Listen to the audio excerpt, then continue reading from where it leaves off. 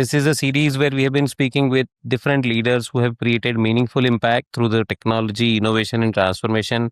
And we have not just been exploring what they have built, but how they navigated different challenges, uncertainty, the growth throughout their journey. Now, I'm really delighted to have Prashant with me today. Talking about Prashant, Prashant has spent more than 2 decades building and scaling technology driven businesses across various industries like fintech, education, automotive, logistic, public sector, and of course, he's heavily into AI now. One thing which stood out for me was his remarkable ability to step into high pressure situations, and of course, I'll let Prashant talk more about it when he'll be sharing his achievements, his journey, how he has been able to navigate uncertainty and transform the complex challenges into successful commercial stories. From Amazon and global asset management platforms to AI ventures and deep tech startups, his journey is full of lessons on leadership, resilience, innovation, and execution. Prashant, so wonderful to have you here. Thank you, Vikram. Thank you for kind introduction. Happy to be here. Awesome. So, Prashant, you worked across so many industries: finance, logistics, education, automotive. Maybe it would be a good idea for you to give a quick overview of your journey to the listeners and how it has evolved over the years. Yes. Yeah. Thanks. I'll try. It's been 25 years. If I were to count it backwards, quarter of a century, it's very hard to compress. I'll give my best, and I'll go maybe chronological order. That way, people will be able to see what were the pivot points. If I were to say in my journey, the first one, obviously, when I was in my college, I studied as an aerospace engineer, and in my final year, some major event happened in across the globe that made me rethink my career choices. Let's just say that. And it was a very sad event. 9/11 had happened, and as an aerospace engineer, I realized that my future, let's say in some advanced economies like Americas, would be not so easy, or not would not be a smooth sail. Luckily, I was a decent programmer at that time. I could do assembly coding, I could do C and Java, all of those. That landed me my first job, and that first job was very close to my aerospace industry.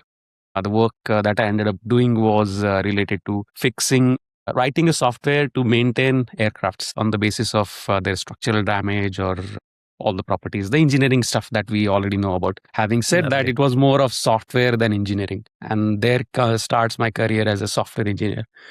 And along the way, as one progresses the career, you are aspiring to become a tech lead. I'm sure a lot of people here are of that background, or they might be either mid-level or they may be trying to transition their journeys.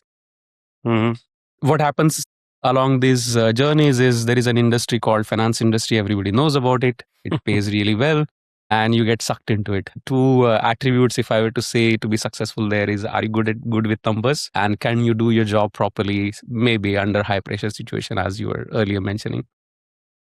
It so happened that I could do both of those, and that landed me a job, my first finance job. I worked for a very large bank. It's been 20 years, so I'll be able to name them. My client was Bank of America, and we built a lot of, let's say, interesting systems where it reinforced my understanding of finance. By the way, during my engineering, I was studying economics. In fact, they were my electives, like economics, policy making, and stuff like that.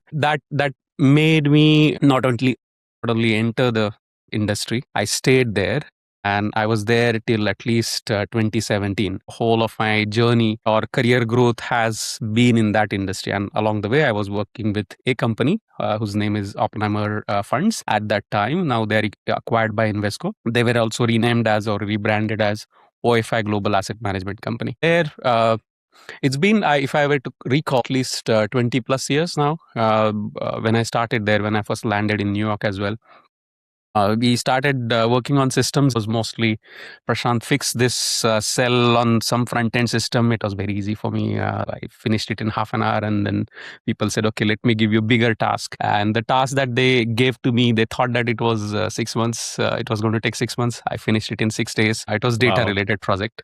And I was worried that what will happen to my job if I finish it too fast. Will they ask me to just go back? Because I was a consultant at that time. And luckily, they gave me another project. Then I finished that as well on time. They gave me another project. And that cemented my stay there. Amazing. So what happens is when you are delivering for the client the way they want the things to be delivered on time, you end up acquiring many systems under your belt. And Mm. so at some point in time for that organization, I was working on a lot of data and I will say AI systems at that time. You Mhm. could call it as quant or statistics. Those Mhm. systems were used by across all the firms, essentially the investments divisions, as in the portfolio Mhm. managers who make the investment decisions. In fact, I was working with one of the portfolio managers who was managing 33 billion at that time. Oh And wow. all of that intel was coming from the systems that we had built. The Okay. second area was the risk. If those of you who are from finance industry would know that hand in hand with investments goes the risk. So Mm. I was actually reporting in some way into a risk director. So we were obviously working for the risk teams. Third, marketing departments. Obviously, they need a lot of accurate data. One world view, we Mhm. used to call it as. And those Mhm. of you who are technically savvy, this is beginnings of your data warehouses and the data lakes. Those were the kinds of systems that we were building. Mm. Reports were incidental. Obviously, they were obviously the first point of touch points with a lot of high stakes people. But if your underlying systems are not built on the right principles, then your reports are going to be bad, and then trust is the issue and stuff like that. True. Because we built these systems, there was also a fourth angle, which is the compliance. It means that your systems needed to generate reports, and they were to be submitted to various X-letter agencies and stuff like that. We built that. I was there till 2017, as I hinted earlier. Having said that, I was on an H1 visa, and every 3 years there is a lottery that one has to wait, hope, and pray. Which is something was initially okay with me and my wife, but then we realized that is not. We were not willing to play the Russian roulette game, if I were to say it that way. Then I decided that I was going to come back to India at some point in time. Okay. On my way back, I happened to apply at Amazon. While I was in US, they said our headquarters is in Seattle. Why don't you come and we'll interview there for some position in Bangalore? The hiring manager who interviewed me, they happened to like me so much that they retained me there in Seattle. It convinced me that I should be there in Seattle and worked with them. Obviously, I was there. It was fun right there as well. I got promoted within 9 months. When I was there, we delivered a huge system. Imagine all of Amazon's data. This is Amazon. I was working for B2C retail company. Most of the people attribute Amazon with AWS nowadays, especially with the techie background. I was working with the B2C retail, a giant project. We wanted to get rid of legacy systems, and let's say that the bill was 1.3 billion annually, and we wanted to get Wow. some handle on it. A lot of people had tried before me. 3 years, not luck. Having said that, I was lucky in a sense that those people had paved the way. And when I came, it was all about negotiations, doing win-win negotiations. Essentially, if let's say I'm working with Vikram, one of the internal Vikram as in you, one of the internal stakeholders, I would come to you. You would say, "No, Prashant, this is not my priority." I would come back and say, "No, no, no, but this is higher priority than all of your priorities." And how do we come to a common middle ground? And what used to work, at least this worked for me all the time, was to assist Vikram to complete his goals so that Vikram can also assist me in my goals. And these are all Mm. non-engineering stuff, if I were to say it that way to Vikram. They worked. Within 3 quarters, we finished that project. Massive, massive wins for Amazing. organization. And my manager was happy. He recommended promotion and I was promoted. Then there were similar systems in different teams. I moved across a team. Similar challenges, solve those. And comes around 2019, me and my wife, again, we were looking at now staring at one more H1 visa extension. About a year was left in our H1. I took a decision. This is the time to go. While I was still doing well and I was very, very comfortable at Amazon. And along comes an offer from Mahindra group of companies. It was a very big offer and I could simply say and not say no. And I was so lucky that they offered me. I went back. I was probably the first CTO in there, one of that small companies that I represented them. And yes, and then pandemic happens. I ended up trying to help a lot of startups along the way. Along the way, I also worked at.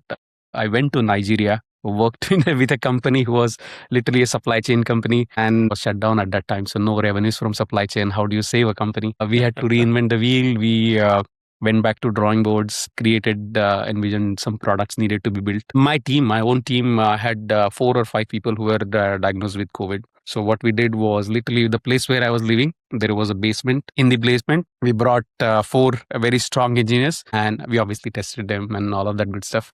And we said, you people are not going to go away from here. Next 1 month, you're here. So wow. Prashant plus 4 people, what do they do in a month? They deliver a new product. Wow. Luckily, that was good enough for us to secure new funding for that company. It pivoted the trajectory of the company. The name of the company is Kobo 360. Kobo means coin, literally money, and the products that we came up were in line with my past finance experience, and it was all good. Off late, I'm working in UK, mostly with UK public sector. People can attribute some names as AI, etc., etc. Having said that, as I hinted earlier, I've been building some AI products way back since 2007, since I was at that Wall Street firm. In fact, I did not know that what we were building would even be qualified as data engineering or data science or anything, because these keywords were not prevalent at that time. So for us, it was just use maths and deliver something, which we used to do. Yeah, that's my journey so far, and happy to assist you in any ideas that you would like to explore with me. Amazing journey, Prashant. Some of the highlights that I could remember, of course, we'll talk about the impactful achievements, but I hope you're not saying that we'll need another COVID to put you in a box for 1 month with a few of developers if somebody is looking to get a new product out of you in 4 weeks. But yeah, I mean, that speaks, about the character, how you were able to handle the adverse situation and still make the most out of it. So looking back at your journey, so many transformations, so many amazing achievements, but which one is really close to your heart? I mean, people usually might not have their favorite, but still trying to understand if there was any specific achievement or transformation that you really felt like, yeah, this is the most meaningful impact that I have created. A lot of things. I would still say my best is yet to come. Maybe it's a political answer. It's the way I look at it now. Now I'm thinking from a different lens. Having worked at Amazon, I believe all those products which solved a particular niche for clients, that those I will rate highly, and they may or may not have been a commercial success in some sense, but they were solving some ground problems. So one example, I was working for a company called Pinbox, and at that time they were that company, the mission was to help next billion people, not the regular, like not Vikrams and the Prashants of the world, but let's say if we had a domestic maid, those people, they do not have any means of, say, financial inclusion, probably do not have bank account, they probably are struggling to save. Even we created products for that particular audience, and this audience is not there only in India. It's available. Such an audience exists globally. We called frontier markets, for example, Africa, Rwanda, Kenya, Ghana. Those were the countries who would be our targets. Also some countries in Latin America, Brazil, just to name a few names. Bangladesh was also one of our potential the discussions at that time. So for this cohort, we start even in India as well as in Rwanda. The idea was to help set for that audience. First, give them an identity. Create an account for them, bank account as well as a pension account where they could put some money. Help go and talk and coach, say, Prashant and Vikram of the world to actually divert some portion of their salary over and above their existing salary to be contributed to their long-term pension. And if we were to identify this cohort in India, if many people can relate to it, these are usually the people who are victims of their spouse doing domestic abuse, and they're aspiring to give their kids proper education. That's their safety net, right? And this was a product, I believe, such an underrated product, has the global demand and need. Yeah, so that I would rate as one of my highest achievement, having built that product in about a quarter. In fact, I would call out Rwanda's 2/3 of population, 2/3 of the workforce, not the population, 2/3 of the workforce is onboarded on the platform. Wow. Yeah, it is. It has its own areas to shine. Obviously, it is not the Wall Street's product. It is close to serve. We have to work a lot with policy as well as say the audience. For example, I'll just tell you, it's okay. I'll mention that in India at that time the KYC norms they were getting stringent, and digital identity was the thing. And how do you onboard a maid who never used any of your AI products or any of your web products? She may not know how to use a camera, and Mm. so one of our entry points was we built the product around WhatsApp. It's controversial, Okay. but how do you make sure that the product is safe, secure, no data leakage, etc., etc.? Mm. That worked out well. So those are the kinds of ideas which we applied, and I say that that is one of the products that I rate at the highest in my at the back of my mind. Second was obviously the Nigerian company. The genesis is that I still remember the day, just one day before 31st of March, where the calendars were closing. My CEO comes to me. He says, Prashant, let's have dinner tonight. Yeah, I was living in company quarters. He comes, we were served a meal, proper good, nice dinner. On the dinner talk, CEO reveals to me that we needed to invent, otherwise it was be shut us down in a few weeks. How do you come back from that? And it was literally my second month into the company. I told him, let me try whatever I can. And this is the time when I mentioned to you, a lot of our my own teammates they were diagnosed with COVID. So I was also worried that I could contract COVID, and then what happens, Mhm. right? But luckily, by God's grace, as I mentioned earlier, we put together a very strong, solid team. And it was just brainstorming. We had a lot of data of our own. We had a chief data officer, chief actually at that time, chief data scientist, not chief data officer. So I had worked very closely with him. He was not there at that time in that room with us, but I had his systems access. We figured out what were our customers' problems. We built systems around it, and that was another product which saved the company. There will be, I can go down the list, but I will say in terms of impact, the social impact, the first one, as I mentioned. In terms of corporate impact, I'll mention the second one. There are others as well. In maybe last one, I'll just mention. In India, there is a company called Teamlease EdTech. This was my last job in India. There, we were trying to build a platform where the platform was meant to solve India's employability problem. I don't know about you, Vikram, but when I was hiring in India, I used to find that the quality of engineering graduates, while they may have done their best during their schools and college days, when they were coming out of college, they were not employable for me. So, for example, a computer science graduate, B Tech in computer or B, if I were to give them a laptop and say, write a hello world program or write just simply a Fibonacci sequence or a factorial program, they could not write it. It's literally 3 lines program. If most of you, those who know, could not write it, and the degree is there, all the certificates, etc., are there. Okay, COVID might have played a role, and we said this is not going to work out for India, and we Mhm. solved that problem. It's really, really, in that sense, impactful for the employability problem in India. Yeah, so Mm. these are the kinds of topics that come to my mind when you asked about what are the best products that I cherish the most in terms of impact. Again, they solved the customer And problem, as I mentioned to you, and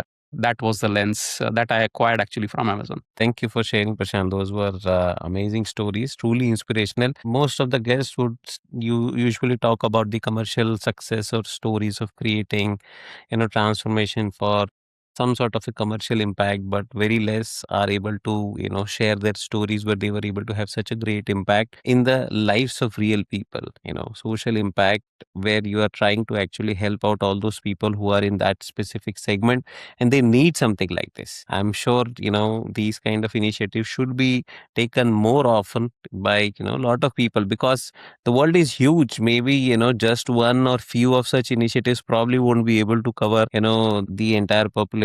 But yeah, so lovely to hear that. In your introduction, you mentioned about one of the initiative where some project was not getting completed for 3 years and you were able to get it done in 3 quarters. So what was important is you mentioned that you were able to handle the stakeholder alignment well as opposed to the previous teams. I'm sure this is one attribute that a lot of leaders in their successful journey require, but it's not very common in all leaders. So all those aspiring leaders, they probably would be really interested to know what are your strategies on how to get the stakeholder alignment, how to get yes from them, because it's easy to get no, many times no, but it's difficult to get a yes. Yeah, that's true.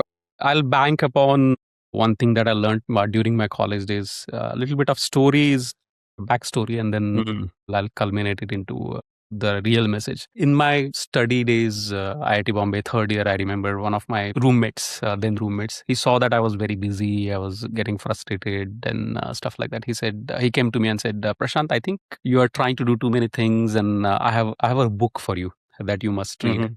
And Okay. that book name is Seven Habits of Highly Effective People, and by Ah. Stephen Covey. He had his own copy. He said, Prashant, take this copy, read it. It may be useful to you. I'm so grateful to that batchmate of mine. I read it. The lesson from there is win-win, right? Think win-win. Hmm. So coming back now, applying to those scenarios where you mentioned that a lot of your stakeholders, they may or may not be interested in talking to you. I ask myself always this question: how can I find some win-win strategies? How can my Hmm. stakeholder win out of whatever negotiation that we are having? At the end of the day, when two humans interact, there is some negotiation that is going on. True. Be willing to let go something on the table. You should not think of, okay, I'll extract the last lemon drop. That doesn't work. It may work Mhm. one time, but it may not work repeatedly. You might have won a small, say, battle, but you might have lost the whole entire war. And Mm. the idea is about also there was a second strategy I actually applied there. This is Amazon days. I used to ask a simple question: is this in the best interest of our customer? Whatever we are trying to Mm. discuss, goal versus your goal, if we are lockheads. And at that time, even for myself, I would come back and say, why is Vikram saying, if Vikram is saying, no, I can't pick it up. I would like to help, but I can't pick it up. And you would say, sometimes reveal, I have shortage of 3 engineers here. If you could help me with that, then I would go back, and I was talking to a lot of other stakeholders. I would say, can we collectively pool together a set of resources and solve each other's problems? Or some people might have solved already that problem and may not be a big problem for Vikram. And then Vikram would say, yeah, it seems Prashant helped me with one of my goals. I'll ensure that that work is done properly on time. And again, the overriding factor was, is this in the best interest of customer? And if it is, then yeah, in the best part of Amazonian community is that they will align no matter what. So those are the two tactics, if I were to say, that work for me. Yeah, amazing. When I recently read a book, Never Split the Difference. I don't know if you got a chance to get your hands on it, but I could relate the strategies that you were using about win-win, trying to understand what the stakeholder is looking for. So this is a book written by somebody who used to be a negotiator for FBI in hostage situations. So how, different techniques they were able to use, how it impacts the psychology. So, I could see where they were trying to employ techniques to open up the kidnappers, or people who were in hosting, who had held hostages. They were asking right kind of questions, and then they were trying to identify what would work best. So in terms of negotiation, I just love the techniques. Very simple but very effective techniques. And I can see that win-win, and asking the right questions to make the other person realize, open up, discover the unknowns, those all amazing techniques. Great. One thing which I also see looking at your journey is there have been a lot of situations where you stepped in where there was some difficulty or some challenge in the organization. So, whenever, is it more like you get attracted to those kind of challenges, or you love to solve those challenges? What makes you get to these kind of challenging opportunities? Interesting question, Vikram. The moment you are describing that, my mind went into, I asked this same question to one of my coaches 25 years ago. Like, Oh, very wow. first job of mine, I vaguely remember his name. Probably his name was Pradeep or something. He Hmm. was coaching us. Imagine you're just fresh out of college in one of the IT industry companies, and they're giving you all corporate best speak. This is how you behave, etc., etc. And the coach was still there. And I had before joining my first job, obviously in my college, I was very active in leadership scenes and say student admin bodies, etc. I was very actively involved. And then I went back. At that time, the question that I was asking myself was, why do I find myself in say pressure cooker situations? In fact, my first project was a heavy pressure cooker situation. We used to work on Sundays in office. If somebody did not come to office on Sundays, the other teammates would come and say, "Oh, you did not come on Sunday." And now reflecting back, one should not do it, but that was the need of the hour, and probably that prompted that question in my mind. He told me, Prashant, it was slightly philosophical as well. He said, "You're there because there is a solution to be had, and you come from a solutions angle rather than problem angle." Next, in similar situation, I asked this question to my tech lead, who was at that time not a tech lead, actually manager. I was tech lead, and he was my manager.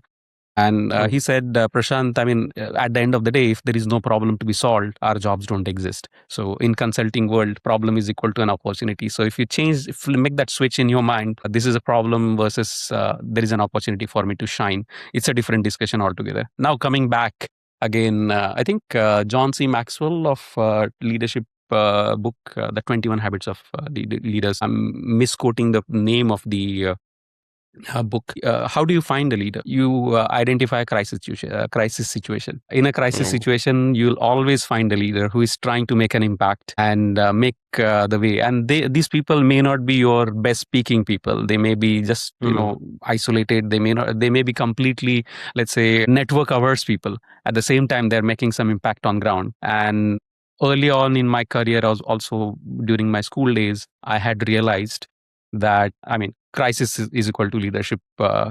Crisis is a cradle of leadership, if I were to give you a sentence to write anywhere. And so the reason why I may have landed in some crisis situations is there was a solution to be had. And I wear just a solution hat. And also there is a slightly personal preference, if I were to say it that way. If you meet some entity or an organization or a situation where you're already at the rock bottom, the only way is up. Right. So I tell myself, I mean, okay, this situation can't get worse than this. There is only ways up. So if you make a switch like that in your mind, things are positive, and then again, then you apply the win-win situations, win-win tactics, etc., and then things get better. It's very hard. It will be very hard for me to go into a setup where it's a well-oiled machine. Everybody is performing at their peak. Let's say the Australian cricket team of when we were growing up, Vikram, if you may remember, the Steve was team. Yeah. To go into that team and make an impact, I may not be able to do that. I'm genuinely telling you. I may be able to go, say, to a Zimbabwe team of that day, of that era, and maybe able to make some impact. And okay, they may have started from the rock bottom of the table, and you climb up one step at a time. Yeah, that's my attitude towards it. Probably you could also a lot of Indian audience will relate to that Chichore movie. In fact, a lot of those instances which are mentioned in that movie, they actually happened to me. My wife watched that movie and told me. My wife watched it before me and said, Prashant, you have told me these things happened in your life. And was this movie about your life or not? Yeah. I told her, yeah. I mean, I did meet her in college, obviously. I told her, I don't know. Obviously, I'm not the hero of the movie. For those who know, I was the Hostel 3G sec, by the way. Who knows? Somebody who knew you was somehow related to the guy who wrote the script. I believe that it's possible that a lot of these situations are common. They recur every now and then in every college, every place. True. But yeah, I mean, very rightly said. A lot of learnings, as you mentioned, about the pressure situations where you need to have this. You need to wear the solution hat. You need to keep a positive attitude. You need to understand that if you are at a situation where things are at rock bottom, the only way is to move up. So having all those positive mindset, the great learnings for people who are not able to see crisis situations as an opportunity to grow as a leader. A lot of people who would basically cry or complain about, "Oh, I am being forced to do this, or I am being pushed into such a situation." But yeah, I mean, people who like challenges like they would definitely come out with flying colors, that's for sure. One thing which I really wanted to understand, or with multiple industries, I'm sure every organization you work through, there were successful transformation. So is there a common pattern that you were able to identify, like, which organizations are able to transform successfully, which products are being built which can transform? Is there a common pattern that you were able to observe? Yes and no. Obviously, there are large organizations that I've worked with, as well as there are small organizations that I've worked with.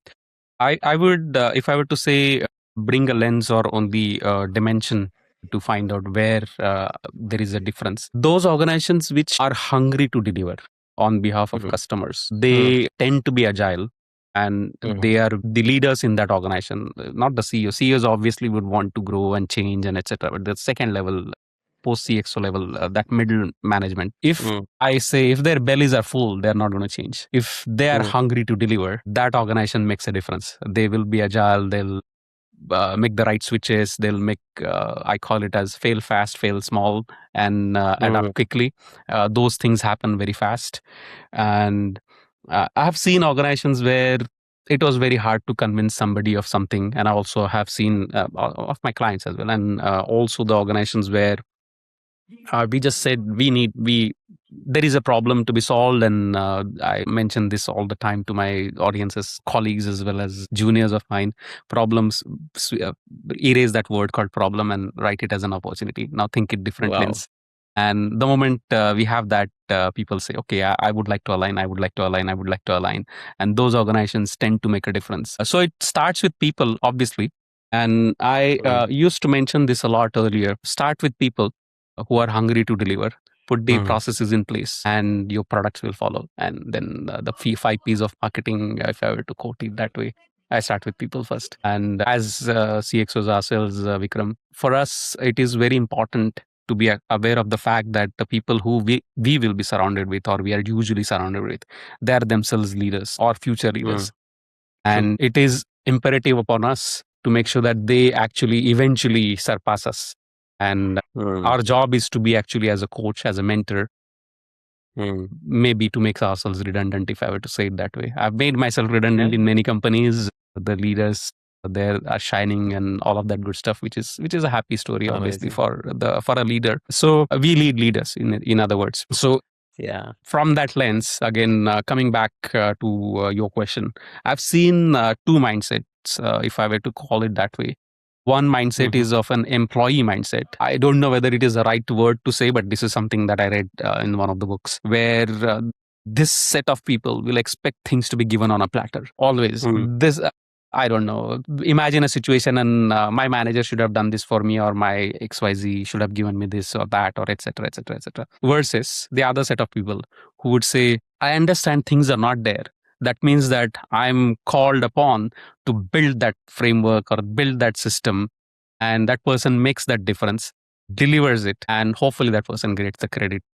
Our job as leaders is to make sure that we identify those situations, give the due credit where it is due, make that person, give them a promotion if they're deserving. Obviously they would be, typically. And so be aware of this people mindset, which is the employee mindset versus an entrepreneurial mindset, if I were to call it that way. mm, And mhm. just a leader's mindset, Yeah, leaders and follower mindset, if I were to say it that way. yeah, That yeah, probably yeah. may be a little bit more palpable for a lot of audiences.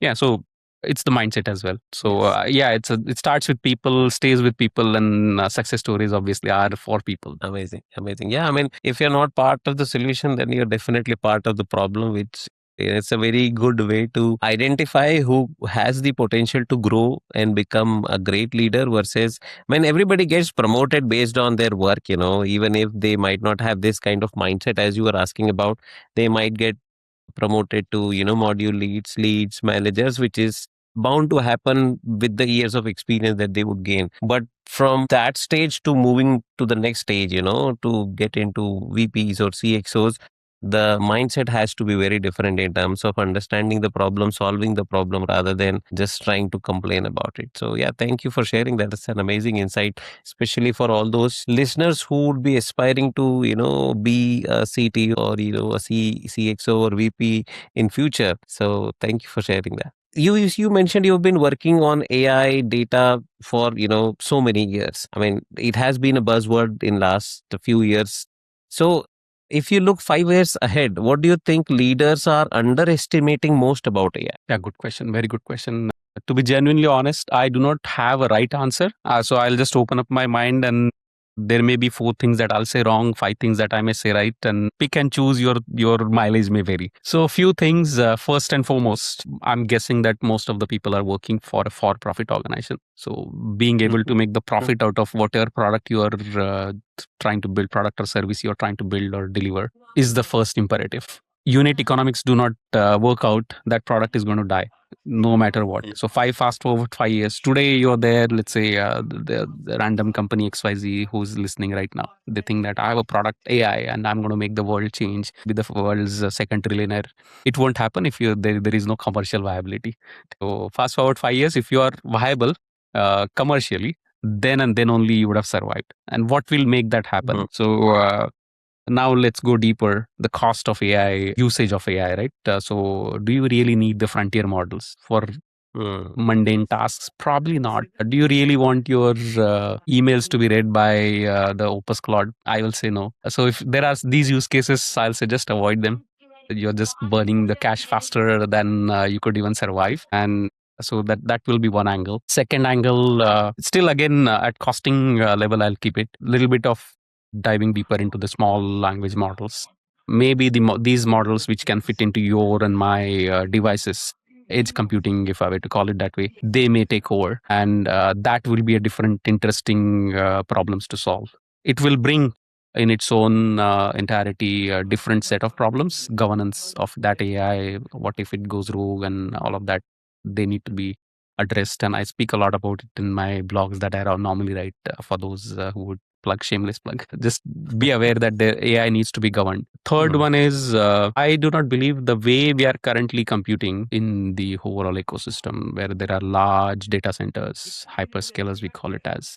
They have their models, the models work there, and you pay token wise. That token economy or tokenomics, I do not see that survive fast forward 5 years. I could be wrong, and I'll be the first person to admit that I was wrong. But I do not see that commercially viable. If we are building any new products, we'll have to be very, very aware of how do we fit that into my small models. So the commercial, again, coming back to that GPU, needing of a GPU, large GPU, whichever GPUs that you trust or like, it may not happen.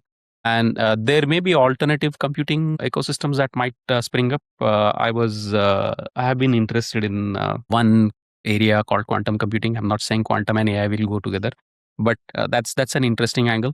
There will be photonic chips. They will be viable. They'll bring some X 100x improvements in many, many areas that we might be trying to solve. I anticipate that will happen. So your hardware may change. In other words, your software stack will definitely change. Outside of that, yeah, obviously one has to be very, very careful of unit economics, as I was saying to you. Lastly, the programming language, it has already happened. The programming language is no longer your Python or the Java or whichever flavor that you like. JavaScript. True. By the way, JavaScript is not a programming language in my mind. Do not use it. Absolutely hate it. Anyways, English will become your programming language. Having said that, all the principles, Vikram, that we learned from the rigor that we had in last 3 decades of what makes a good software, the building blocks, the design principles, I will say they will come back in some form or the other. Fast forward 5 years, we'll be applying those same principles. Do not repeat yourself, the single responsibility principle, break down the problem, dependency, etc. And also maybe our human interactions, they will come into the agentic. Agentic is the keyword at the moment. I can't imagine a new word at the moment, but that will be there. Next change that I would see is we currently sell to humans, right? There are people who are humans like you and me who are writing the paychecks. The fast forward 5 years, we may be the machines will be selling to machines. That's an ecosystem that I can easily see being viable. One more area, there may be a huge robotics area that will take off, and humanoid robots that people call it as. Probably it will not be even 5 years, maybe 3 years from now. It will be like very ubiquitous. So these are some of the thoughts that I have around AI. Many may pan out, many may not pan out at all. Yeah, your I won't mileage say may that, vary. any of your answers were incorrect, or maybe in terms of AI, you were hallucinating anywhere. I mean, I could see all those answers. Again, some may agree or some may not agree. That could be the case. But your Your insights are very, very much to the point. In fact, we've been exhibiting in Jitex, and we're already seeing, those human android robots being placed there for the sake of demonstration. The speed with which technological advancements have been made in last maybe 2, 3 decades, everybody is saying that it won't take that much amount of time in the coming years. I believe so. As you mentioned, maybe, not 5 years, who knows, 3 years. So those things are around the corner, is what I also feel. Yes. Just one more thing that while I was saying positive Sure, things to bring it to sure, sure, sure. balance, there may be a giant crash in AI ecosystem. There has been a lot of hype and a Mm-hmm. lot of froth formation that has. I can see a lot of businesses. Their revenues are not where their valuation is. There'll be a Mm. crash, a big crash. And again, some people will think that he's a doomer. Doomsday scenarios, etc. I've survived the dot-com crash. I've survived a GFC crash. I've survived a COVID crash. In that crash time, should you find yourself as a leader? Ask yourself. This is the time. If you survive that one, the next ride is going to be very, very smooth. And how do you survive is again unit economics. So yeah, do not sell something that costs you say 2,000 units at 20 units. You can Uh, hint at you can guess what I'm going at, where I'm going. So I do True. expect giant reckoning or a reset that is coming. It may not come in 3 months, but it will definitely come. And when that happens, maybe it will be a repeat of GFC, and some people will say, I still hear the most dreaded word in my heart, in my mind is this time it's different. So I'm coming from a finance background. The moment you see this Mm. time it's different on front page of your local newspaper, that's the time you should be very, very scared of AI. Mm. Mm. The crash is incoming then. Sure. Till that time, Sure. yeah, till like it's 1999. Yeah, that one point will be your uh, turning point. The turning point, the point of test. I mean, in those crises or those situations, who all would be able to emerge as leaders to be able to find solutions would be the game. So lovely to hear about your journey, all the insights, the learnings that you've shared. I'm sure most of the listeners who would be willing or aspiring to be XO like you would have definitely learned a lot from today's discussion. So, thank you so much for coming over and sharing all those insights and lessons for people to grow. Yeah, thanks. And as I was mentioning, Vikram, I may not be right all the time, and I'm also learning, and the world is changing all the time, right? So I'm also acquiring skills That's every now another and then. attribute of a true leader. No, you stay humble. So, I mean, you've done a lot, and you're still very humble and modest. That's another thing for anybody who is listening to learn from a leader like you. Yeah, looking Awesome. forward Thank to you so great much, success Prashant. stories for all of your audience. Yeah, Yes, yes, yes, absolutely. We can share our experiences. We can wish them good luck. And then, of course, everybody will have their own journey and everybody will have their own challenges. So, yes, our best wishes will always be there with all the listeners. And as they say, may the force be with you, quoting the Star Wars. All right. Thank you so much, Prashant. yeah, It was a lovely session and looking forward to have more, more such interactions with you. yeah. Looking forward to it. Thanks, Vikram. Have a great day. Thank you. Bye. Thank you.